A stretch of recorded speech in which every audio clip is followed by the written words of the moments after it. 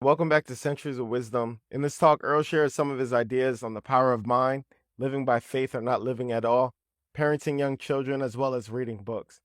He also shares a mixture of ideas from authors around that time, as well as stories in his personal life. My favorite quotes from this talk that resonated with me is when he said, "A great man is always willing to become little. He has gained facts, he has learned from his ignorance, he is cured of the insanity of conceit. And in this way, he plays the game well and he makes few mistakes. He wins." I love that. Thank you for listening. Enjoy.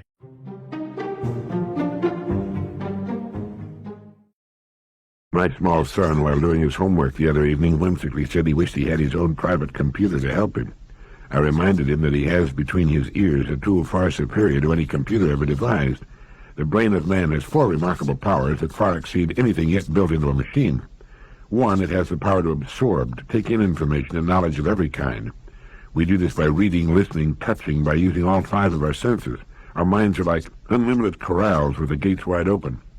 Two, we have the power of retention, the capacity to retain knowledge and recall it. Like a million filing cabinets, the human mind, which can capture, store, recall, and program more than 600 bits of information per second, keeps all of it readily available for recall and use, with unlimited space for additional information. Three, we have the power of judgment, of logical thought. The more facts we feed our brain, the more able it is to reason and judge intelligently. And four, the greatest power of all, the power of imagination. The ability to think creatively, to create something that's never before existed on Earth, like a computer, to take old ideas and combine them into new relationships, to dream, to think of things that do not now exist, to project ourselves into the future with the automatic time machine of our minds. That's the power that's made man what he is. Our great humming modern computers are nothing more than the abacus was to the ancient Chinese, a better way to do our arithmetic and store information. We'll devise new and far more remarkable machines in the years to come, but we'll never create one as great as the human mind. Some years back, the head of a large, successful business enterprise was faced with the most important decision of his career. At a special meeting of his company's executive committee, there were displayed the products of his largest competitors. His advisors told him that because of recent discoveries, it was now possible to produce the product they manufactured at a tremendously accelerated rate. Not only could their product now be manufactured in far less time, but it would affect enormous savings and thus result in substantially lower prices to the trade and the consumer. This would result, the committee pointed out to him, in mass buying of the product. But more important than that, they said, it was the only way they could remain competitive since their big competitors had now adopted these new discoveries. Well, the president examined the products of his competitors very carefully. There was no doubt about it. It was an ingenious new way to lower production costs. Then he asked the committee, will this new method make the product better, cause it to give better service and last longer? Well, the committee had to answer that it would not, that this new method, while adding greatly to manufacturing efficiencies, could not hope to match the quality of their present method of manufacturing. Then we shall continue to build our product as we have in the past. All the arguments about how the buying public would quickly shift to the competitors' new lower prices of the same product failed to move him. We will not sacrifice quality, he said. In the end, the customers will come back to us. Well, the entire executive committee was aghast at his decision. Privately, they called him an old fool, and for a couple of years, exactly what they predicted came to pass. The customers flocked to their competition. The competition sales skyrocketed because of the new manufacturing breakthrough, while my friend's company's sales steadily declined. All this while, my friend's company continued to make the best product in the industry and to advertise this fact, and that it would not compromise with quality. Since the new method of manufacture did result in an inferior product, one that would not stand up to hard use in time, the buying public began to become disenchanted. People began to realize that what had seemed to be a big saving in money was actually resulting in greater costs because of needed service. Moreover, the product just didn't perform nearly as well as did that produced by my friend's company. Well, all over the country, the reputation of my friend's company and product climbed steadily, while the reputations of his big competitors just as steadily dropped in the minds of the buying public, and just as important, in the minds of the dealers and their salesmen. Soon the tide turned completely. Today, because of that decision to stick to uncompromising quality in the face of what appeared at the time to be sheer disaster, my friend's company is the largest of its kind in the world. The company's name and the products it manufactures are first in the minds of the buying public, and there's an important lesson here for each of us. I have a book by Barry Stevens titled, Don't Push the River. What she means by that is, let the river flow. Don't try to hurry it. Time will bring the best to the top. Now, change is important, but not change for the sake of change necessarily. If we can make it better, let's change it. If we can make it more attractive, more convenient, perhaps smaller or lighter or more functional, let's do it. But let's do it gradually and make sure we know what we're doing.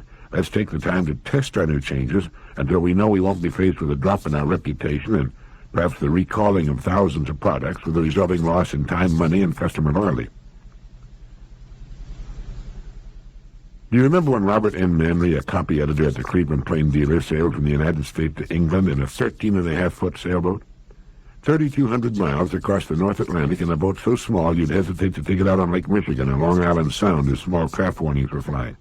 For 78 days, Manley and his tiny 36-year-old sailboat battled one of the toughest stretches of salt water on Earth. Gales blew the boat on its side. Manley tried to nap during the day and sailed at night so that he could try to avoid being run down and chopped into kindling and hamburger by great ocean-going steamers.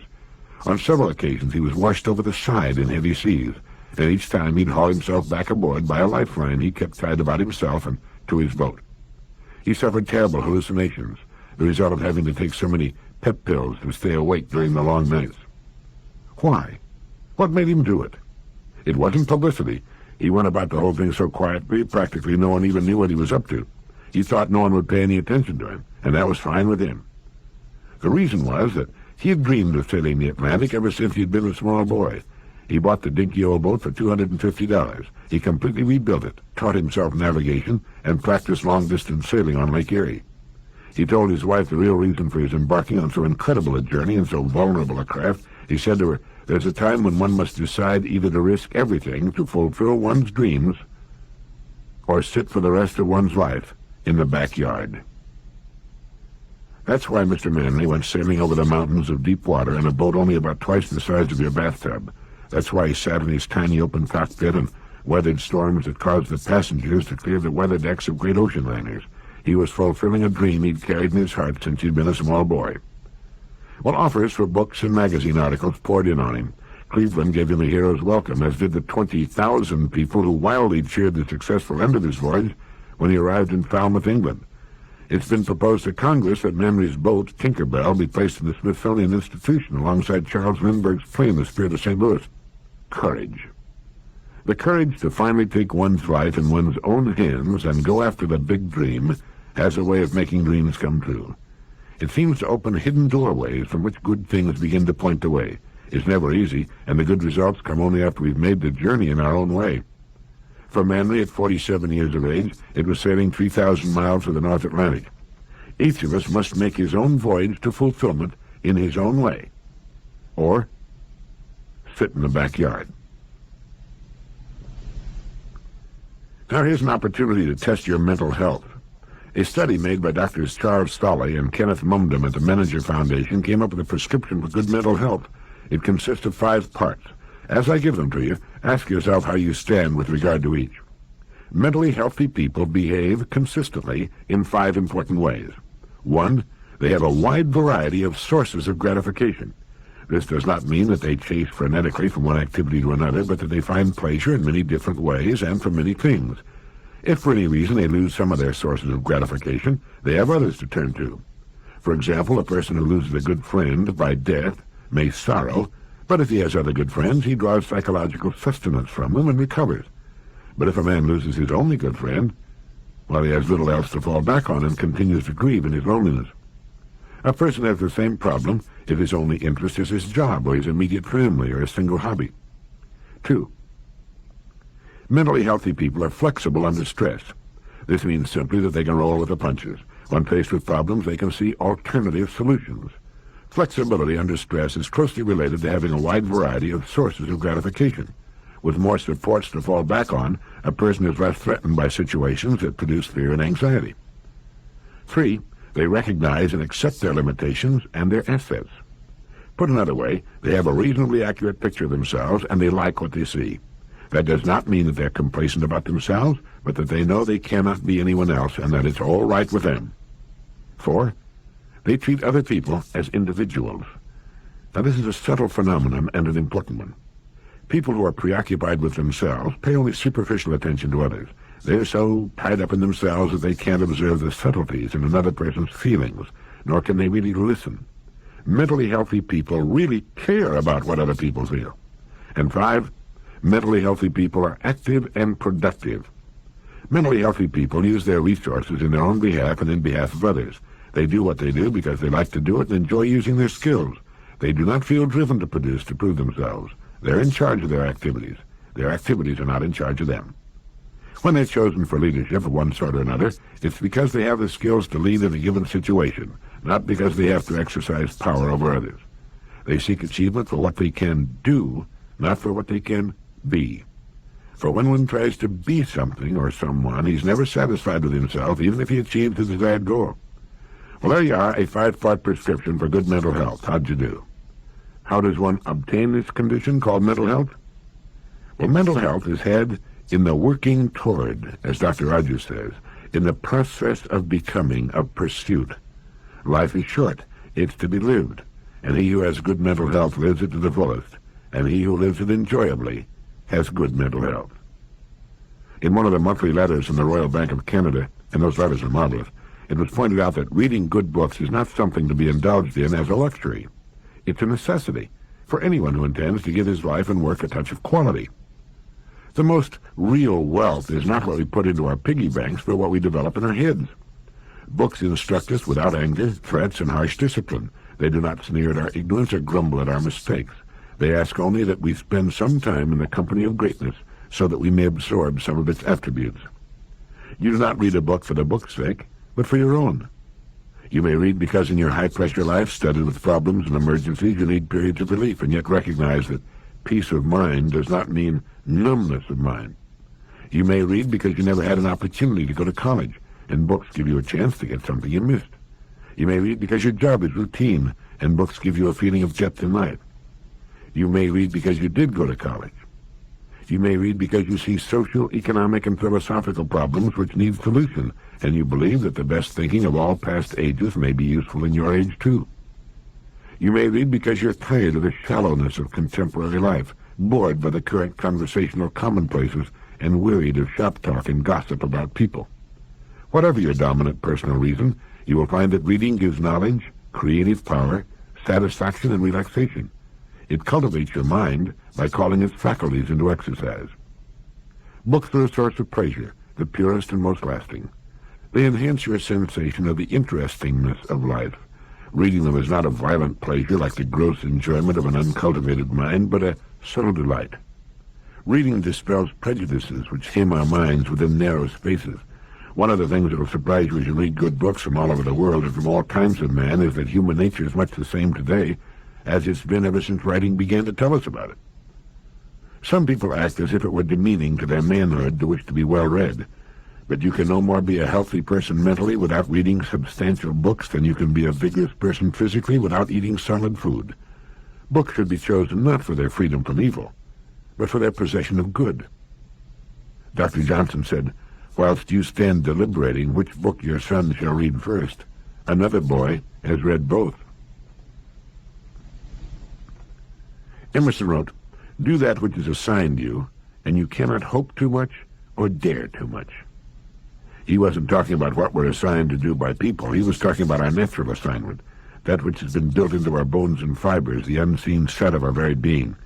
1,000 people may work for a living at the same trade, but each of them has abilities and talents uniquely his own.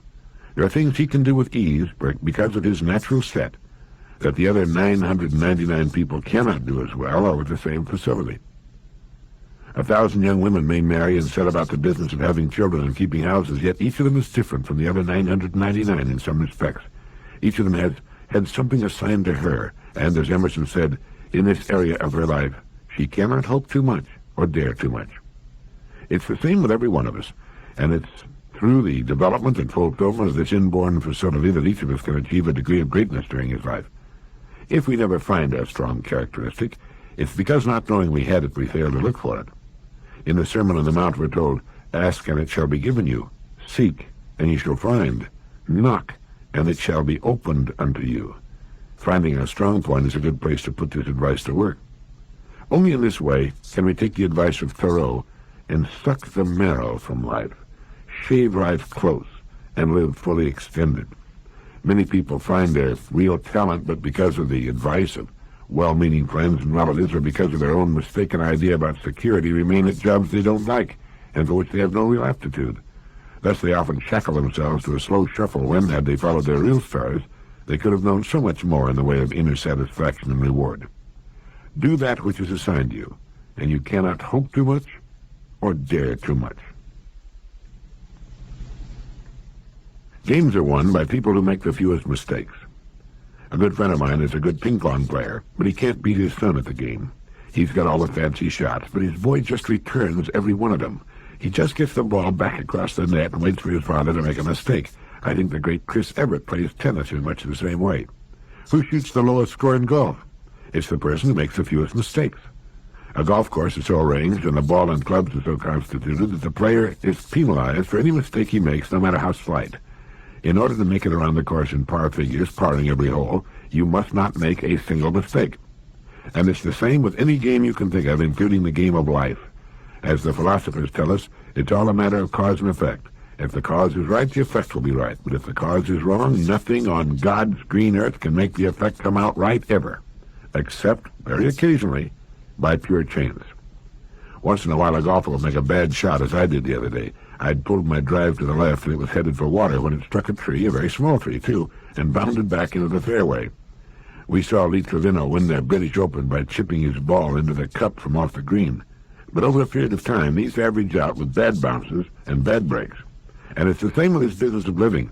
We're going to have lucky breaks from time to time, especially if we're headed in the right direction. And they're great when they come along. But over the long haul, our success or failure will depend on the number of mistakes we make or don't make. For every mistake we must pay. If it's a small mistake, maybe the cost is small, but it gets us off the track. It slows us down just as a slice or hook means coming back from the rough or a lost ball. For every big mistake, the cost is big. And the biggest mistake of all is to try to live in such a way that we avoid all risks. If we played golf with nothing but a putter, we would probably never get in a rough, a sand trap, or off the fairway. But we wouldn't score well either. So it comes down to Dr. Rogers' comment that responsible personal choice is the most essential element in being a person. Sometimes this means using a 3-wood or an iron off the tee, but usually it means using the driver. For the good player plays with risk, but concentrates on making few mistakes. It is said that a great man is always willing to be little. He has gained facts, learns his ignorance, is cured of the insanity of conceit, and in this way he plays the game well. He makes few mistakes. He wins. A long time ago, I clipped an item from the Saturday Evening Post written by an Englishman named Nigel Bolton.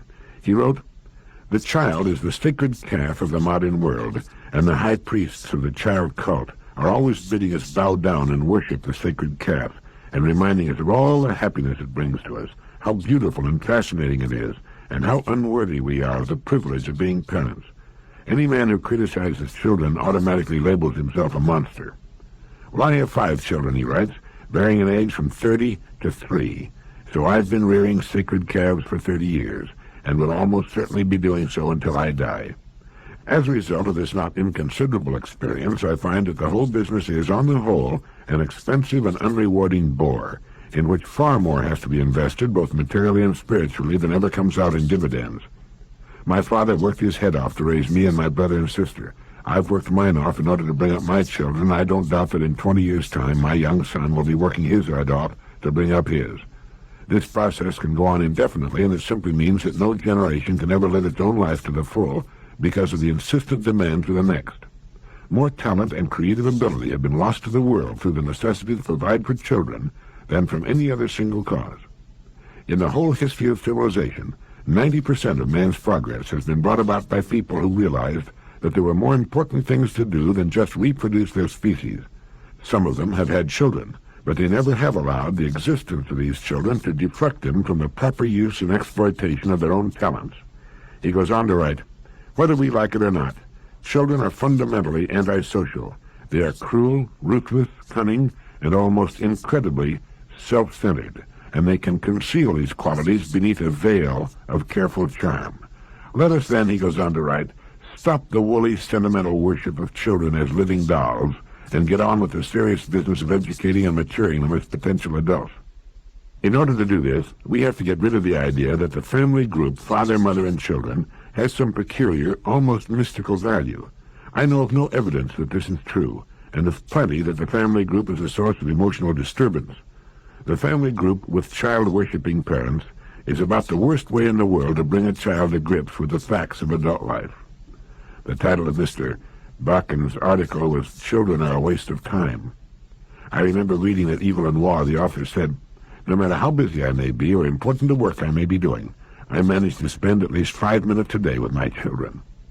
And it's been said that the main reason adults want their children to grow up, marry, and have children of their own is because it's the only way they have, Pyrrhic victory though it is, of getting even with them. But when you're coming home and see your child running to meet you with its little arms outstretched and a glow of pure happiness on its face, or crawl into your lap and put its arms round your neck, it's worth it, even if it's only for the moment. Besides, let's face it, children are here to stay. My old friend Dr. Harold Blake Walker of Evanston sent me something some time back that I enjoyed tremendously, and I think you will too. He wrote, "We live by faith, or we do not live at all. Either we venture, or we vegetate. If we venture, we do so by faith, simply because we cannot know the end of anything at its beginning. We risk marriage on faith, or we stay single. We prepare for a profession by faith, or we give up before we start. By faith, we move mountains or opposition, or we're stopped by molehills. Faith, however, is not often tranquil and steady. It ebbs and flows like the tides of the restless sea. Normally, like Browning's bishop, we are forever exchanging a life of doubt, diversified by faith, for one of faith, diversified by doubt. Yesterday we began the day with confident hope, with trust in its promise. Last night, perhaps after a trying and troublesome day, we were beset by doubt and anxiety. We grope and fumble in search of certainty, wishing we could escape the doubts that haunt us. The peril is that we shall cease groping on to our doubts and live only on our negations.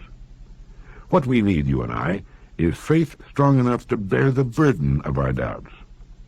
No man ever drilled an oil well without being troubled by misgivings as the drill chewed downward toward producing structures, but only a fool would cease drilling halfway to the hoped-for pool. It was William Morris, a painter, who wrote, "I tell you it's no joke to paint a portrait. Into the painting of every picture that's worth anything there comes a period of doubt and despair. The artist, however, goes on with his work beyond his doubt to creative achievement. Faith enough to carry our doubts. It's enough. Perhaps it's all we can manage when fears assail and doubts annoy. Maybe we can do no more than grope on through our uncertainties, pursuing the enterprises of our lives in the grim trust that the end will justify the struggle. If, despite our gnawing doubts, we can muster faith enough to take a single step on the road to where we're going, we are on the way to creative achievement. Every triumph of the human spirit begins with one step taken in faith. The single step is the small handle to great matters. No man or woman ever won a worthy triumph without faith to keep on and on, always able to last at least 5 minutes longer. There's one further thing to be said, namely that worthy triumphs cannot be won without faith enough to maintain our integrity. One of the ultimate tests of faith is our capacity to go on believing that somehow the right is the right, even when right is on the scaffold and wrong seems to be on the throne. All of the great ventures of our lives require faith enough to bear the burden of our doubts, so that we're able to take the first step in the direction in which we wish to go. Enough of faith to keep on going through struggle and strain, and to maintain integrity on the way. I like that. Yes, faith is the assurance of things hoped for, the conviction of things not seen, and we need to exchange a life of doubt, diversified by faith, to a life of faith, diversified by doubt. Thank you.